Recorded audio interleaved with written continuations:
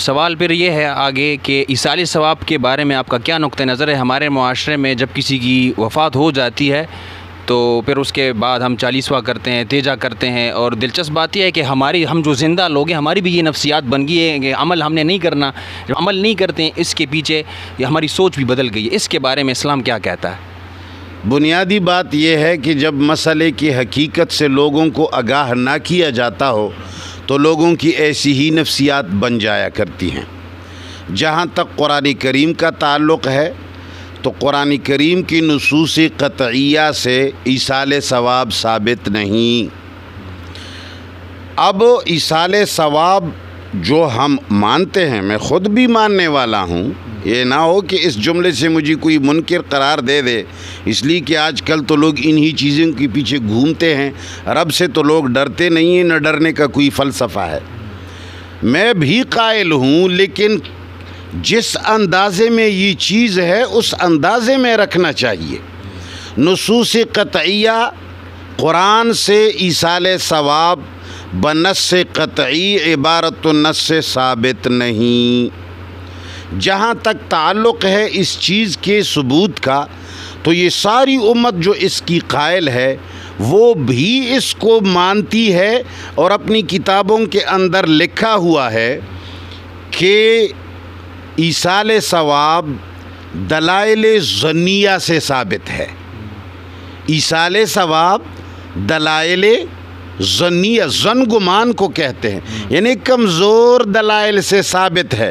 پہلے تو امت کو یہ بات بتانی چاہیے کہ ہم جو ماننے والے ہیں تو بھی دلائل ظنیہ کے ذریعے مان رہے ہیں. دوسری بات، ایک اور بات کہوں جو ذرا سا تھوڑی سی ایک تفصیل بیان کرتا ہوں. رسول اللہ صلی اللہ علیہ وسلم جب تشریف لائے دنیا کے اندر تو اس زمانے میں لوگ کتوں کے ساتھ بہت زیادہ محبت رکھتے تھے، کتوں کو پالتے تھے. یہ شوقیہ کتا ہے، یہ لڑاکو کتا ہے، یہ فلانا کتا ہے، جس طرح کہ آج کل ہے گاڑیوں میں لوگ رکھتے.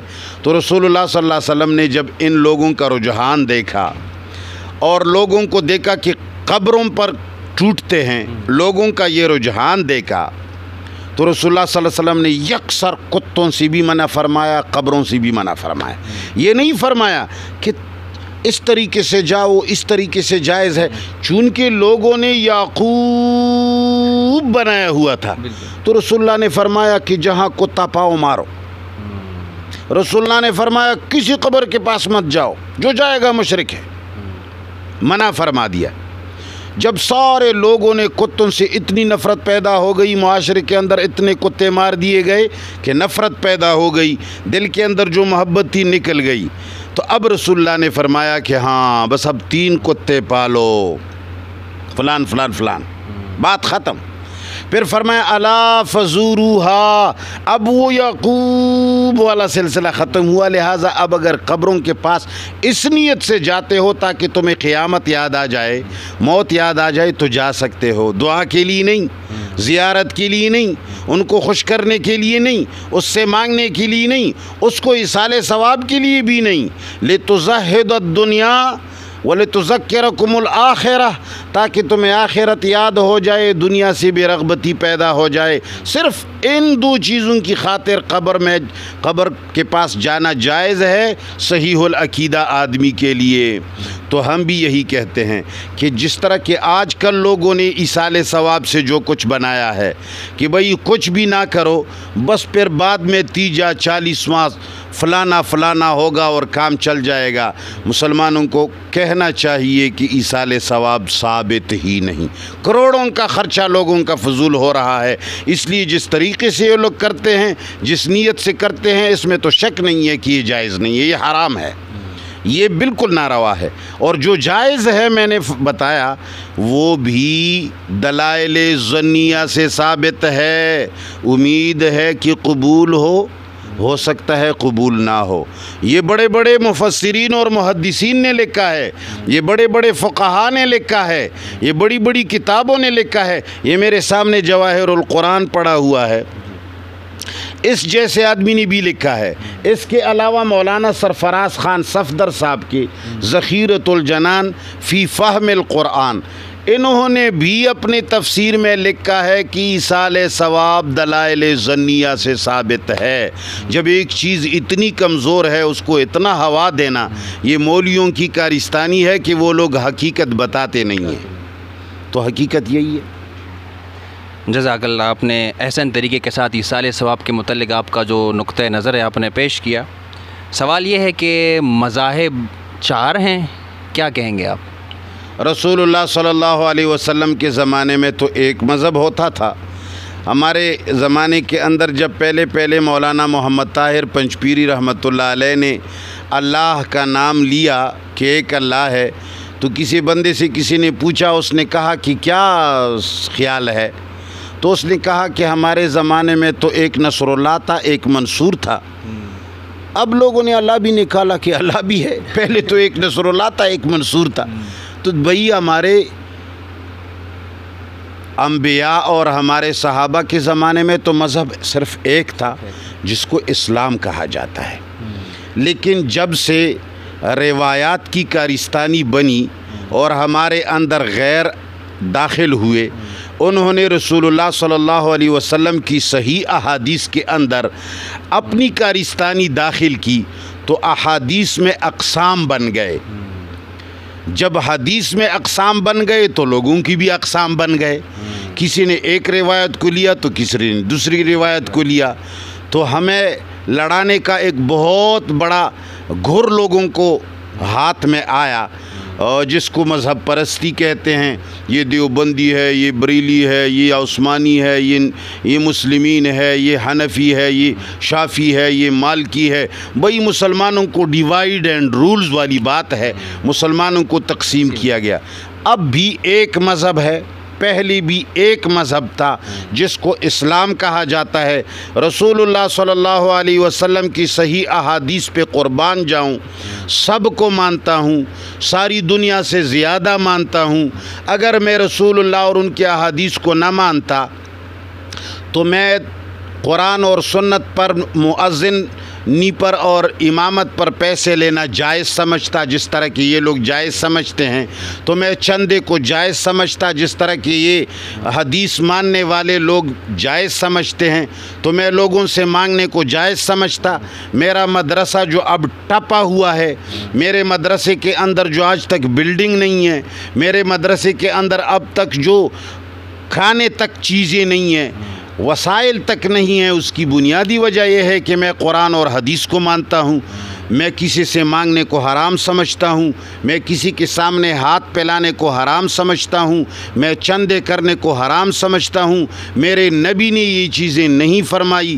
جہاد کے لیے پیسہ لوگوں سے جمع کیا لیکن ان چیزوں کے لیے نہیں کیا. تو میں سمجھتا ہوں کہ قرآن اور سنت سے قربان جاؤں، حدیث کو مانتا ہوں. لیکن حدیث کے ذریعے سے 25 مذاہب وجود میں نہیں آتے. قرآن معیار ہے. اگر قرآن کے ساتھ احادیث کو تولا جائے، اگر قرآن کے ساتھ احادیث کو دیکھا جائے اور عرقریزی سے مطالعہ کیا جائے، انسان کا بنایا ہوا علم اسماء الرجال کو خدائی علم نہ قرار دے، اس سے بھی استفادہ کیا جائے، لیکن اس سے آگے ایک چیز ہے، قرآن کے ذریعے احادیث اور روایات کو تولا جائے گا تو اولا اور غیر اولا کا پتہ چل جائے گا. وہ روایات جو اس سے نہیں بنتی، رجال سے بھی کمزور نظر آتی ہیں، محدثین کی اصول سے بھی ذرا ہٹ کے ہوتے ہیں، تو اس میں ایک قسم کی روایت راجح آتی ہے اور سامنے آ جاتی ہے. وہی ہمارا مذہب ہے جو قرآن اور سنت سب سے اولا اور اعلیٰ ثابت ہو جائے. قرآن اور سنت جس کی دستگیری اور دوستی کرے، وہی ایک روایت یا ایک قسم کی روایت ہمارا مذہب ہے، وہی راجح ہے، وہی ہمارا اسلام ہے. ایک کے علاوہ نہ مذاہب ہے. یہ مسالک ہے جن کو لوگوں نے مذاہب کا نام دیا ہوا ہے. یہ 4 نہیں ہیں، یہ تو ہزاروں ہیں. بعض مشہور ہے، بعض غیر مشہور ہے، بس اتنی سی بات. اچھا، آپ کی زندگی کو جب ہم دیکھتے ہیں، ذاتی طور پر جب میں نے آپ کا مطالعہ کیا اور جب میں دیکھتا ہوں، غور کرتا ہوں، تو آپ کی زندگی کے 2 بڑے مراحل ہمارے سامنے آتے ہیں. ایک مرحلہ وہ ہے کہ جب آپ روایات کے متعلق آپ کا موقف کافی نرم تھا، اتنا سخت نہیں تھا. اب آپ جس مفتی منیر شاکر صاحب کو ہم ابھی جانتے ہیں تو روایات کے حوالے سے بڑا سخت قسم کا موقف ہمیں دیکھنے کو ملتا ہے. تو اس بارے میں آپ کا کیا نقطہ نظر ہے؟ ہر آدمی، یہ علماء ایک چیز پیش کرتے ہیں کہ الناس اعداء لما جہلوا، وہ تو یہ مقولہ اپنے مخالف پر پیش کرتے ہیں. میں سمجھتا ہوں ہر آدمی اپنے اوپر اس کو پیش کرے. الناس اعداء لما جہلوا، جب تک آدمی کو پتہ نہیں ہوتا تو آدمی اس چیز کا مخالف ہوتا ہے. ہم ایک زمانے میں بریلوی ہوتے تھے تو کوئی پنج پیریوں کا، اہل حدیث کا، دیوبندیوں کا جب نام لیتے تھے تو ہم ان کو کافر سمجھتے تھے کہ بھئی یہ تو بہت گندا آدمی ہے، اولیاء کو نہیں مانتا، دعاؤں کو نہیں مانتا. پھر زمانہ آ گیا کہ ہم نے دیوبندیت پڑھی اور دیکھا، ہم نے دیوبندیوں کے مدارس میں پڑھا، اور سب سے بڑا دیوبندی شیخ الحدیث مولانا سلیم اللہ خان صاحب میرے والد کی طرح استاذ بنے. ہم نے ان کو قریب سے دیکھا تو ہمیں پتہ چلا کہ دیوبندیت تو بریلیت سے اچھی ہے. پھر زمانہ تھا کہ ہم پنج پیریت کو اچھا نہیں سمجھتے تھے. ہمارے ساتھ کمرے میں لوگ لڑکے ہوتے تھے، ہمارے مناظرے ہوتے تھے. پھر میں جاتا تھا مدرسے کے اندر، خارجی مطالعہ کے اندر دیکھتا تھا، لیکن سمجھ رہا تھا کہ پنج پیریوں کی جو باتیں ہیں یہ تو تقریباً قرآن اور سنت سے ملتی رہتی ہیں. پھر ہمیں اہل حدیث کے بارے میں جب ہم سوچتے تھے تو اہل حدیث بھی ہمیں برے نظر آتے تھے. پھر جب ہم نے مطالعہ کیا، دیکھتے رہے، تو ہمیں پتہ چلا کہ اہل حدیث بھی برے لوگ نہیں ہیں، ان میں بھی کافی اچھائی. اب بھی کہتا ہوں کہ اہل حدیث اہل حق کے قریب لوگ ہیں. ضروری نہیں ہے کہ ساری باتیں کسی کی ٹھیک ہوں، لیکن اہل حق کے قریب لوگ ہیں. میرے خلاف کچھ بھی بولتے رہیں، وہ تو ان کا اپنا تعصب ہے، وہ تو ان کی اپنی ناسمجھی ہوگی، جہالت ہوگی. میں بھی تو ان کو صحابہ نہیں سمجھ رہا ہوں، غلطیاں تو ان میں بھی ہوں گی، لیکن اہل حق کے قریب ہیں یہ لوگ. تو اسی طرح ہمیں روایات کے بارے میں بھی معلومات نہیں تھی. آدمی جب کسی چیز سے جاہل ہوتا ہے تو اس کا دشمن ہوتا ہے. تو ہم بھی کسی روایت کے بارے میں، ہر کسی روایت کے بارے میں یہی نظریہ رکھتے تھے کہ یہ بالکل رسول اللہ کی زبان سے نکلا ہے اور محدثین نے کھینچ کیا ہے. پھر دیکھتے دیکھتے ہمیں پتہ چلا کہ روایات جو ہیں اخبار احاد تقریباً ساری ضمنی وسائط سے ہمیں پہنچی ہوئی ہیں. ہر روایت کے اندر یہ احتمال ہے کہ رسول اللہ کا قول ہو، یہ بھی ایک احتمال ہے، چاہے کمزور سا ہو، کہ ہو سکتا ہے کہ نہ بھی ہو. یہی وجہ ہے کہ ایک روایت کو ایک فرقہ ضعیف سمجھتا ہے، دوسرا فرقہ اس سے دلیل لیتا ہے، اس کو حجت سمجھتا ہے. تو اگر جو آدمی اس کو ضعیف سمجھتا ہے، اگر یہ قطعی طور پر رسول اللہ کی حدیث مان لیا جائے کہ یہ بالکل لا ریب فی رسول اللہ کی حدیث ہے، تو اس کو ضعیف سمجھنے والا تو کافر ہوا، ظاہر بات ہے. پھر تو البانی بھی مسلمان نہیں رہتا، اہل حدیث بھی مسلمان نہیں رہتے، امام بخاری بھی مسلمان نہیں رہتا، سب منکرین حدیث ہیں. لیکن ہر روایت کے اندر دو پہلو ہیں. ہو سکتا ہے نبی کا قول ہو سکتا ہے نبی کا قول نہ ہو. تو جو چیزیں قرآن کے مخالف ہیں، جو چیزیں سنت متوارثہ کے مخالف ہیں، ہم سمجھ رہے ہیں کہ بالکل عقل و خرد کی بھی خلاف ہیں. اور یہ لوگ جو کہتے ہیں کہ یہ اعتراض ہوتا ہے، یہ جواب ہوتا ہے، یہ تو بہت چھوٹی سی باتیں ہیں.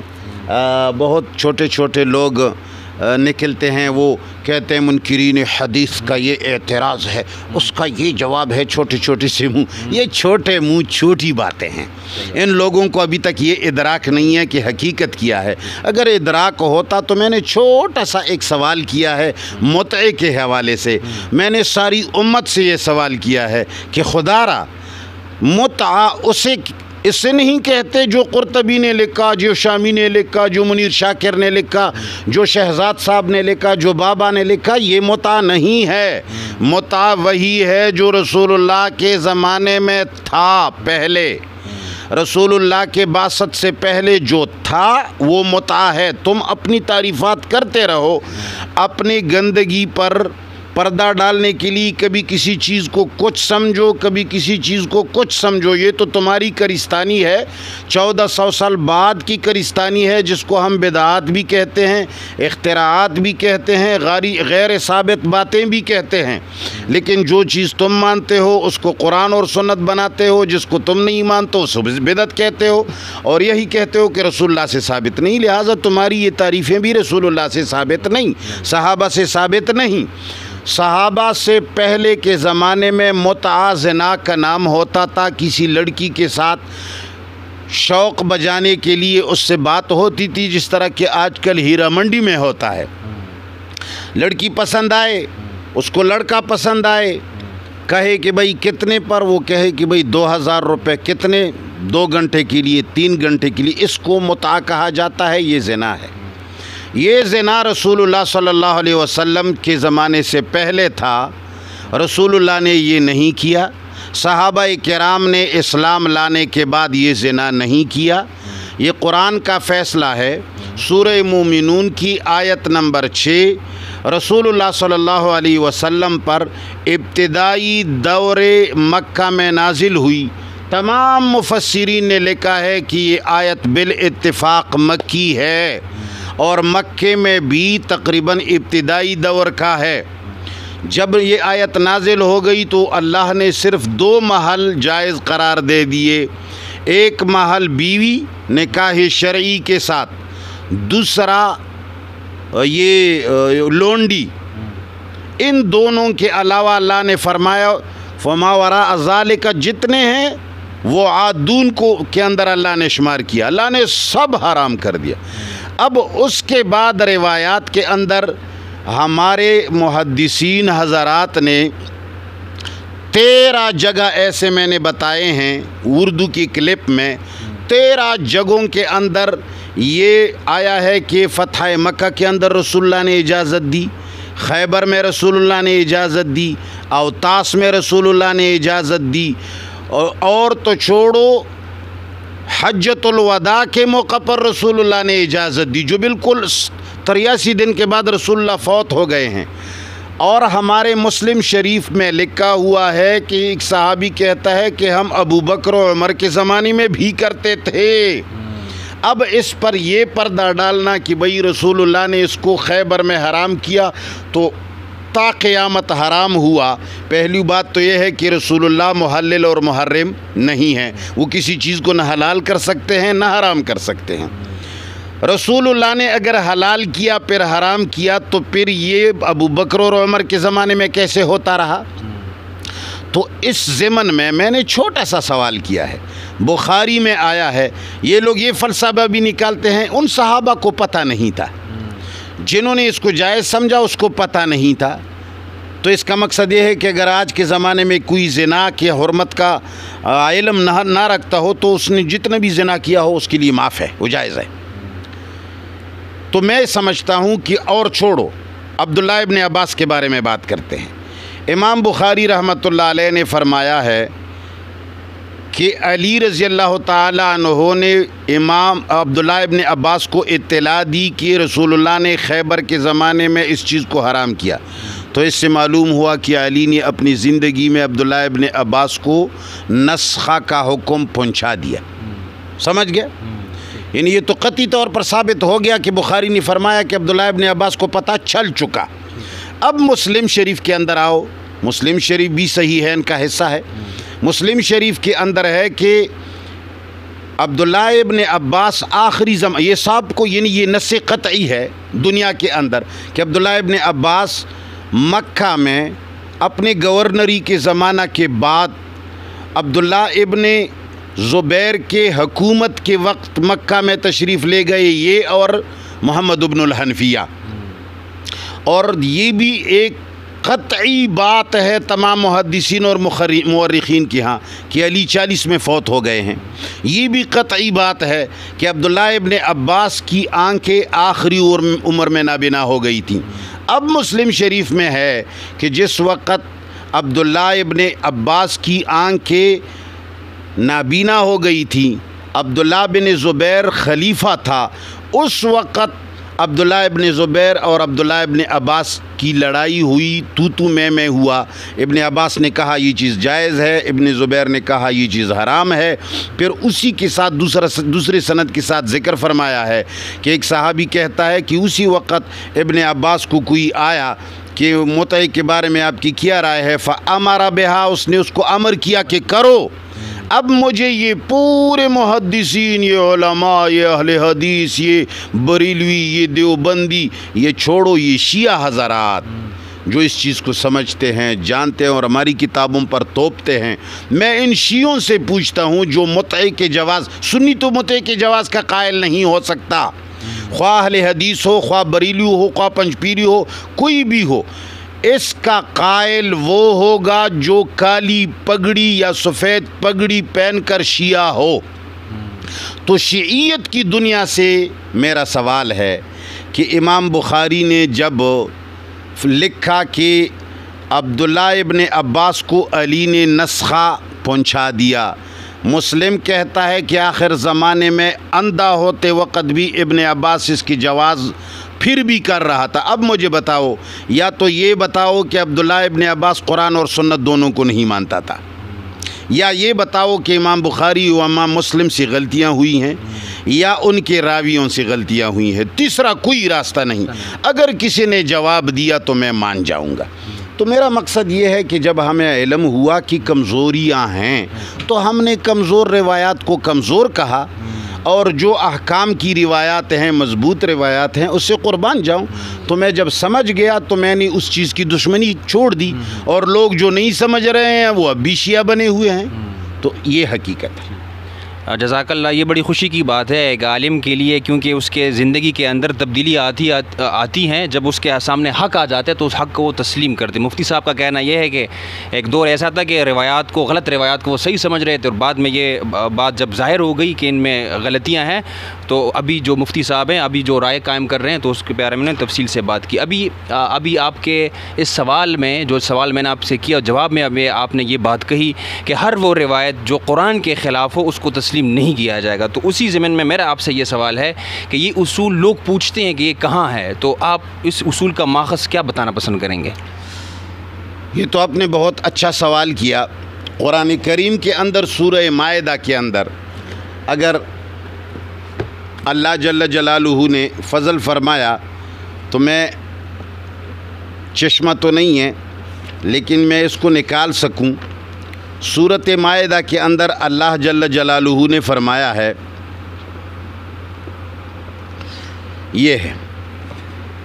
یہ سورۃ مائدہ کے اندر آیت نمبر 48 ہے۔ اس سے پہلے اللہ جل جلالہ نے تورات، انجیل اور زبور کی بات فرمائی ہے۔ زبور کی تو نہیں ہے لیکن تورات انجیل کی ہے۔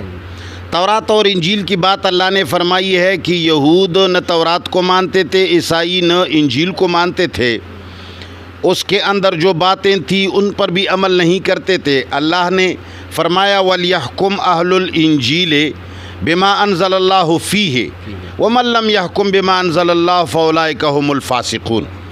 تو اس جگہ میں جب تورات اور انجیل کا تذکرہ آیا تو اللہ جل جلالہ نے پیغمبر کو فرمایا کہ تمہیں میں نے ایسی کتاب دی ہے کہ اگر وہ کہتے ہیں کہ ہمارے تورات اور انجیل میں یہ لکھا ہوا ہے تو آپ کے پاس تو زبردست ایک ایٹم بم ہے۔ وَأَنزَلْنَا إِلَيْكَ الْكِتَابَ بِالْحَقِّ مُصَدِّقًا لِمَا بَيْنَ يَدَيْهِ مِنَ الْكِتَابِ۔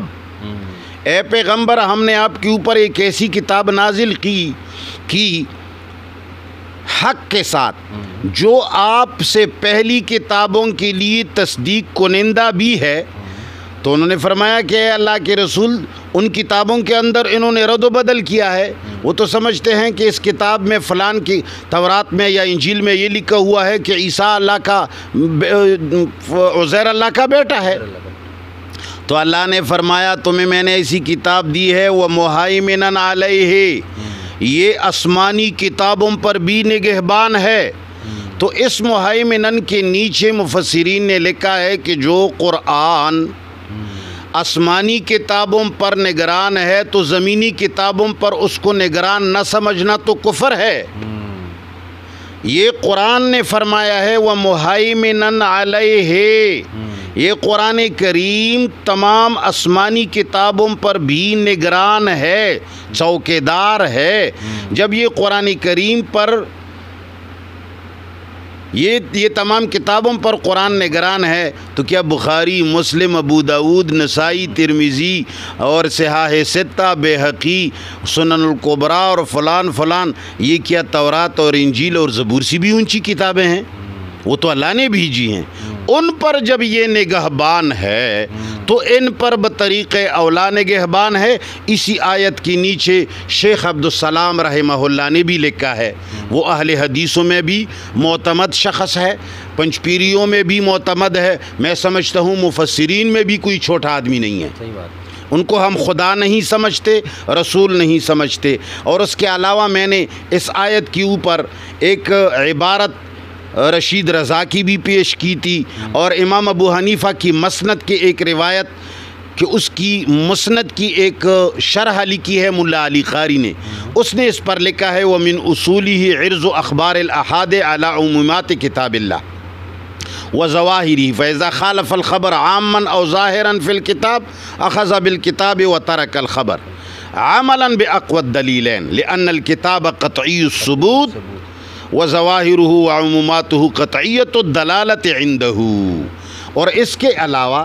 ایک حدیث مبارک بھی ہے، اس کو لوگ کیسے بھی سمجھتے ہیں، اذا جاءکم عنی بحدیث یا اذا سمعتم عنی حدیثا فاعرضوه علی کتاب اللہ۔ رسول اللہ فرماتے ہیں جب تمہارے پاس میری کوئی حدیث سنا دی جائے تو اس کو اللہ کی کتاب پر پیش کرو، فما وافقہ، جو قرآن کے موافق نکلے، فانا قلتہ، تو وہ میں نے کہی ہوگی، وما خالفہ، جو اس کا مخالف نکلے، فلم اقل ہو، وہ میں نے نہیں کہی ہوگی۔ یہ امام شافعی کی کتاب ہے الرسالہ، اس نے لکھا ہے 170 صفحہ کے اندر۔ اس کے علاوہ زہرہ ایک کتاب ہے، اس میں 219 کے اندر لکھا ہوا ہے۔ لیکن اس روایت کو چھوڑ دو، کوئی کہے گا ضعیف ہے۔ قرآن میں کئی آیتیں ہیں، مہیمنن علیہ ایک آیت میں نے بتائی، قرآن میں سورہ کہف کے اندر ہے قیمن ولم یجعل لہ عوجا، قیمن ولم یجعل لہ عوجا، یہ قرآن ٹیڑھا نہیں ہے، اللہ نے اس کتاب کو ٹیڑھا نہیں۔ جب کوئی چیز ٹیڑھی نہیں ہے تو وہ تو سیدھی ہوتی ہے نا۔ فرقان سے یہ مطلب لے سکتے ہیں؟ ہاں، فرقان کا بھی یہی معنی ہے، لیکن ٹیڑھا نہ ہونا، جو چیز ٹیڑھی نہ ہو تو وہ کیا ہوگی؟ سیدھی ہوگی۔ تو اللہ نے دوبارہ فرمایا قیمن، جب چیز سیدھی ہے پھر اس کو قیم کیوں کہا؟ اس لیے کہ دوسروں کو سیدھی کرنے والی ہے، پٹا ہے، فٹا، لکیریں سیدھا مارنے کے لیے بچے کو لوگ فٹا دیتے ہیں۔ تو یہ قرآن لوگوں نے پس پس ڈالا ہوا ہے، روایات کو اس کے اوپر سوار کیا ہوا ہے۔ قرآن میزان ہے، انہوں نے یہ رجال کو میزان ٹھہرائے۔ اگر رجال میزان تو ہے تو پھر آج تک اہل حدیث، دیوبندی، شافعی، مالکی کا جھگڑا ختم کیوں نہیں ہوا؟ ہونا چاہیے کہ وہ کہے کہ بس یہ روایت ضعیف ہے، اور عند المسلمین، تمام مسلمانوں کی نزدیک یہ ضعیف ہے۔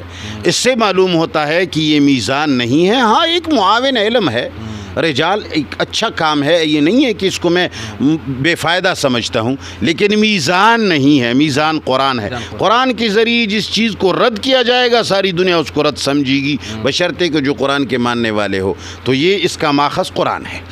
یہ بڑی اچھی بات آپ نے کر دی۔ ہمارے ناظرین کے لیے ایک بار یہ دوبارہ بتائیں ان باتوں کے باوجود کہ صحیح حدیث کو مفتی منیر شاکر صاحب کیا سمجھتے ہیں، کیا اہمیت دیتے ہیں؟ صحیح حدیث قرآن کی تشریح ہے، صحیح حدیث ہماری نماز ہے، صحیح حدیث ہماری زکوٰۃ ہے، صحیح حدیث ہمارے احکام ہے۔ اگر صحیح حدیث نہ ہوتی تو نہ ہماری نماز ہوتی، نہ ہمارا روزہ ہوتا، نہ ہمارا حج ہوتا، نہ ہمارے معاملات ہوتے۔ یہ قرآن کریم کے اندر جو چیز لِتُبَيِّنَ لِلنَّاسِ مَا نُزِّلَ إِلَيْهِمْ، اللہ نے قرآن بھیجا، نبی ساتھ اس لیے بھیجا تاکہ یہ قرآن ہمیں پڑھا دے۔ جو چیزیں متشابہات ہیں ان کو تو قرآن نے کہا ہے کہ اس کو اللہ کے علاوہ کوئی نہیں جانتا۔ جو متشابہات نہیں ہیں، محکمات ہیں، وہ رسول اللہ نے ہمیں پڑھائی ہیں۔ تو جو چیزیں متن قرآن میں ہیں، پیغمبر نے ہمیں بتائی ہیں، وہ صحیح احادیث ہیں۔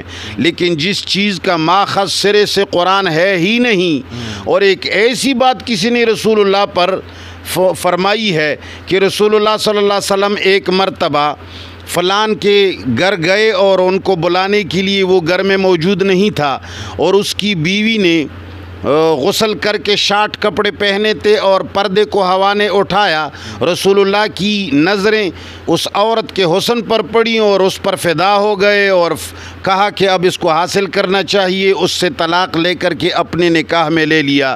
ایسے روایات کو کیسے ہم مان سکتے ہیں؟ ایسے روایت کو ہم کیسے مانیں جس میں رسول اللہ صلی اللہ علیہ وسلم کی بے عزتی اور بے حرمتی ہو؟ اس کو میں انشاءاللہ وقتاً فوقتاً ایک ایک کر کے امت کے سامنے لاؤں گا، عوام مانیں گے، مولوی خدا کرے کچھ بھی کرے۔ ٹھیک ہے، اب بس مختصر سا یہ بتا دیں کہ جو ہمارے عام قاری ہیں، مثال کے طور پر ہم طالب علم ہیں، ہمیں یہ کیسے پتہ چلے گا؟ آپ تو عالم بندے، آپ کو تو پتہ چل جائے گا کہ یہ قرآن مجید کی فلاں، یہ حدیث فلاں آیت کے خلاف ہے، عام لوگ کیا کریں؟ اس بارے میں آپ کا کیا کہنا ہے؟ قرآن کریم نے جگہ جگہ فرمایا ہے افلا تعقلون، افلا یتدبرون۔ قرآن کریم نے عقلی دلائل پر بہت زور دیا ہے۔ اس سے پتہ چلتا ہے کہ عقل ایک بہت بڑی چیز ہے۔ عقل سے بھی پتہ چلتا ہے، پہلے تو علماء کا فریضہ ہے کہ وہ بتا دے کہ یہ چیز صحیح نہیں ہے، اور ساتھ ساتھ اپنی عقل سے بھی پتہ چلتا ہے کہ رسول اللہ کے ساتھ یہ چیز زیب نہیں دیتی، رسول اللہ صلی اللہ علیہ وسلم کے ساتھ یہ بات اچھی نہیں لگتی، اس کی بیوی کے ساتھ یہ بات اچھی نہیں لگتی جو فلان نے لکھی ہے۔ صحت اور سقم اپنی جگہ، میں اپنے نبی کے لیے کوئی بات مناسب نہیں سمجھتا ہوں تو میں اس کو قطعاً نقل نہیں کروں گا۔ تو عقل سے بھی پتہ چلتا ہے، علماء کا بھی فرض ہے۔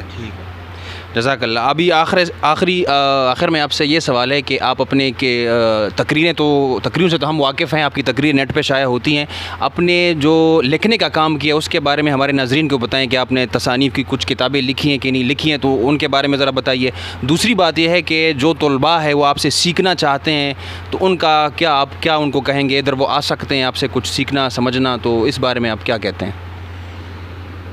بھئی پہلا سوال، کتابیں لکھنا، میں نے بہت ساری چیزیں الحمدللہ لکھی ہیں مسودات کی شکل میں۔ میں نے بہت بڑا کام کیا ہے، بڑا تو نہیں ہے لیکن میرے نسبت سے بڑا ہے کہ میں بہت چھوٹا آدمی ہوں۔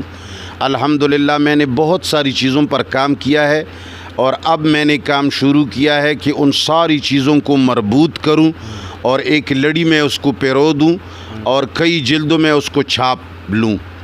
اس کے علاوہ میں نے قافیہ کی بھی ایک شرح لکھی ہے، اس کو مہذب نہیں کیا اور اس کو ترتیب نہیں دی لیکن مسودے کی شکل میں موجود ہے۔ اس کے علاوہ دیگر فنی کتابوں پر بھی میں نے کچھ شروحات لکھی ہیں، اور 2 کتابیں تو میری اب تک چھپ چکی ہیں، ایک الفرقان بین عبادت الرحمن و عبادت الشیطان، ایک ہے البرہان علی من اعرض عن القرآن۔ یہ 2 کتابیں تو میرے خیال میں اردو پشتو دونوں میں چھپ گئی ہیں، شاید البرہان تو اردو میں ہے، پشتو میں نہیں ہے، دوسری تو دونوں زبانوں میں ہے۔ اس کے علاوہ بہت سارا کام جو پڑا ہوا ہے اس کو ابھی مہذب کر رہا ہوں، امید ہے اللہ نے زندگی دی تو آگے لے جاؤں گا۔ اور باقی آپ کا دوسرا سوال کہ لوگ آ سکتے ہیں آپ سے یہاں استفادہ کر سکتے ہیں، تو بھائی جان میں نے آپ کو بتایا کہ میں نے پہلے سے میرا یہ ایمان ہے کہ جو چیز جائز نہیں ہے وہ میں نہیں کرتا، تو میں نے مدرسے کی بنیاد ڈالی ہے صرف اس نیت سے، پہلے نہیں ڈالتا تھا، میں سمجھتا مدارس بہت ہے، اب میں سمجھ گیا ہوں کہ مدارس کے اندر 8 سال میں لوگ قرآن اور سنت اور علم سکھانے کے بجائے ان کو آپریشن تھیٹر کی طرح نشہ دیتے ہیں۔ 8 سال یہ نشہ دیتے ہیں کہ آپ اس مسلک کے ہیں، اس مسلک کے علاوہ ہر کوئی آپ کے سامنے آئے گا تو آپ کہیں گے، آپ یہی جواب دیں گے قلوبنا غلف، قلوبنا غلف۔ میری محدثین اور میرے علماء کی باتیں میرے دل میں اتنی ہیں کہ آپ کی باتوں کی مجھے ضرورت نہیں۔ دوسری کے مسلک کی بات نہ کوئی سن سکتا ہے، نہ برداشت کر سکتا ہے، نہ اس پر سوچ سکتا ہے۔ تو میں سمجھ گیا کہ مدارس کے اندر 8 سال تک ان کو صرف مسلک پرستی اور عقیدت پرستی کا نشہ دیتے ہیں، علم نہیں دیتے۔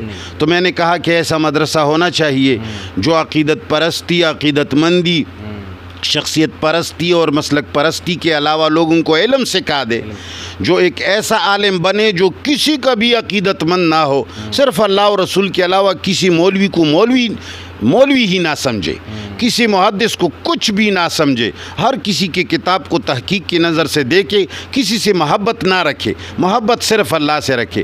تو ایسے مدرسے کی میں نے بنیاد ڈالی۔ میں نے دنیا سے یہ درخواست بھی کی کہ بھائی میں نہ کسی کے پاس چندے کے لیے آتا ہوں، نہ مانگتا ہوں، اگر کوئی اللہ کا مال ایسے مدرسے میں لگانا چاہتا ہے تو خود آئے، خود بلڈنگ بنائے، خود طلباء پر خرچ کرے، کوئی لنگر کا خرچہ مان لے اور اپنا آدمی یہاں کھڑا کرے، کہ پیسہ ہمارے ہاتھ میں آئے ہی نہیں۔ لیکن الحمدللہ آج کے مسلمانوں کا چونکہ رواج ہے کہ وہ بڑے بڑے لوگوں کو سرخروئی پر اور ایسا سمجھ لو کہ جس کو کہا جاتا ہے ریا پر پیسے دیتے ہیں، بڑے پیر کو نمود و نمائش کے لیے، کسی بڑے پیر کو، بڑے مشہور عالم کو، بڑے مشہور مدرسے میں لوگ، بڑے بلڈنگ والے کو لوگ پیسے دے دیتے ہیں۔ ہمارے جیسے غریبوں کے پاس نہ کوئی آتا ہے اور وہ یہ سمجھتے ہیں کہ یہ آئے گا ہم سے مانگے گا، مانگتے ہم نہیں ہیں۔ تو لہٰذا کسی نے یہ ہمت نہیں کی کہ ہمارے جیسے خدائی مدرسے میں کوئی مدد کرتا یا کوئی کمرہ بناتا یا کوئی بلڈنگ بناتا، اور تو چھوڑو ہمیں کسی نے ابھی تک مسجد بھی بنائی نہیں۔ تو ہم نے بھی الحمدللہ اللہ کے کلام پر پکے ہو کر ہم نے بھی قسم کھائی ہے کہ ہم بھی کسی کے گھر جا کر مانگیں گے نہیں، چندہ نہیں کریں گے۔ تو لہٰذا ہم بیٹھے ہوئے ہیں، ہمارا مدرسہ بھی نیست کے برابر ہے، تو کیوں لوگ آئیں؟ اگر آئیں گے تو ہم ان کو کھلا بھی نہیں سکتے ہیں، ہمارے پاس تنخواہ تک بھی نہیں ہے۔ تو بس ایسا سمجھ لو کہ حق پرست آدمی ہر زمانے کے اندر تنہا ہوتا ہے، جب مر جاتا ہے تو لوگ اس پر فتویٰ لگا دیتے ہیں کہ یہ فلان چیز کا منکر تھا، فلان کا منکر تھا، پھر لوگ اس کی کتابیں بھی نہیں پڑھتی، اس کی قبر پر لعنت بھی کرتے ہیں۔ تو چلو ایک بات تو اچھی ہے کہ ہماری قبر پرستی نہیں ہوگی، اس شرک سے تو الحمدللہ ہم ابھی سے چھوٹ گئے۔ لیکن بات یہ ہے کہ اب ہماری حقیقت لوگوں تک کیسے پہنچے گی؟ تو لوگ اگر حقیقت سمجھنا چاہتے ہیں تو میں اتنا کہوں کہ مجھ سے جو پہلے لوگ گزرے ہیں جن کو لوگوں نے گمراہ کہا ہوا ہے، اللہ کی قسم وہ بھی حقیقت میں گمراہ نہیں ہیں، ان کے ساتھ بھی حکومت نے ایسا ہی دھوکہ اور ظلم کیا ہے جس طرح میرے ساتھ کیا ہے۔ اکثر جن کو لوگوں گمراہ، ایک تو قادیانی جیسے کافر ہیں، وہ تو چھوڑو، وہ تو ہیں ہی، جو نبوت کے دعوے کرتے ہیں یا کیا کچھ کرتے ہیں وہ تو بالاتفاق کافر ہیں۔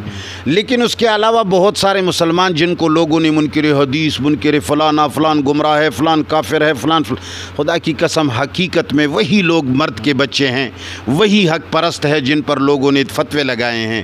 وہ بالکل ان لوگوں کے فتوے جس طرح میرے بارے میں مبالغہ آرائی سے کام لیتے ہیں، جھوٹ سے کام لیتے ہیں، عصبیت سے کام لیتے ہیں، اسی طرح ان کے بارے میں بھی ان لوگوں نے عصبیت سے کام لیا ہے۔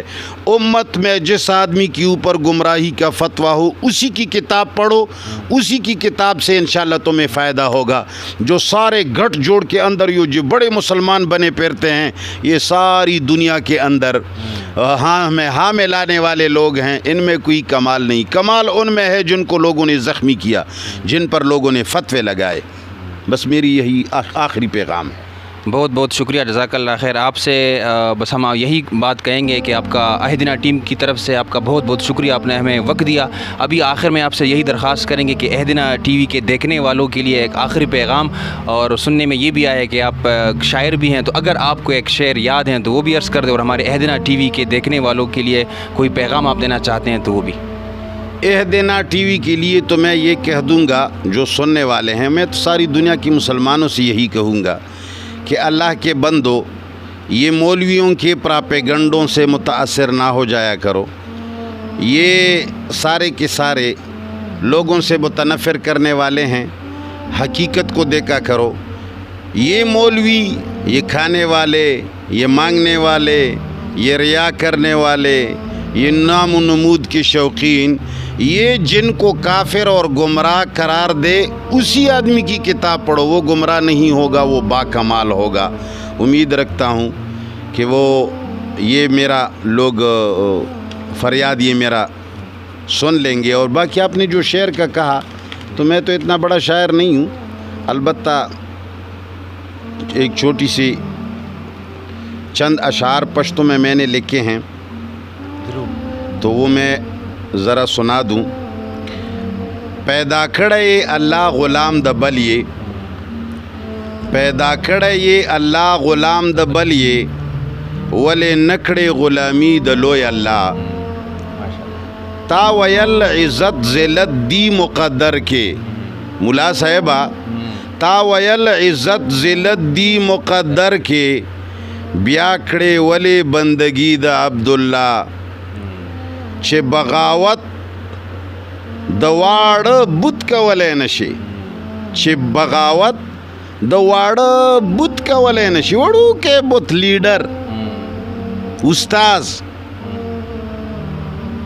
پلانی صاحب چې بغاوت د وړه بت کولی نشي، څه به خلاص شي په تدریس د الا الله، څه به خلاص شي په تدریس د الا الله. زه شاکر به د مولانا څه ګیله کړم، زه شاکر به د مولانا څه ګیله کړم. عاجز نه پیژني جنگ او نه معنا د لا اله، عاجز نه پیژني جنگ او نه معنا د لا اله. دا الولا والبرا ته اشاره ده. نو بس زه خو داسې غټ شاعر نه یم، کله کله داسې وړه قطعه ولیکم. الله دې وکړي چې مسلمانان په دې خبرو پوه شي چې کمو خلقو ته خلق ګمراه وایي، کمو خلقو ته خلق کافر وایي. دا د کمال خلق وي ځکه ورته خلق ګمراه وایي. دا د خلقو په خلقو کې سترګې اچوي، دا د چا تقلید او د چا غلامی نه کوي. نو دا د کمال خلق وي. نو چې تا ته څوک وایي چې پلانی ګمراه دی بیان ته یې مه ورځه، نو ورځه و مقه به د کمال سړی وي. وما علی الا البلاغ المبین. بہت بہت شکریہ. آپ سب نے مفتی صاحب کا انٹرویو دیکھا. امید ہے جس طرح مجھے بڑا اچھا لگا آپ کو بھی اچھا لگا ہوگا. انشاءاللہ ان کے بار آتے رہیں گے. اللہ تعالیٰ ان کے علم میں اور عمر میں برکت ڈالے. جس طرح یہ کام کر رہے ہیں اس کی مثال نہیں ملتی، اور پاکستانی سطح پر تو یہ بڑا انتہائی اچھا کام کر رہے ہیں، اور اتنی دشمنیاں مول رہے ہیں. یہ صرف اپنی ذات کے لیے نہیں کر رہے ہیں بلکہ اللہ تعالیٰ کے دین کے لیے کر رہے ہیں. میں دعا گو ہوں، میری ساری ٹیم جو ہے اہدنا ٹی وی یہ دعا گو ہے کہ اللہ تعالیٰ ان کی زندگی میں برکت ڈالے اور اللہ تعالیٰ آپ سب کو خوش رکھے. بارک اللہ لی ولکم فی القرآن الحکیم ونفعنی وإیاکم بالآیات وذکر الحکیم. آمین یا رب العالمین.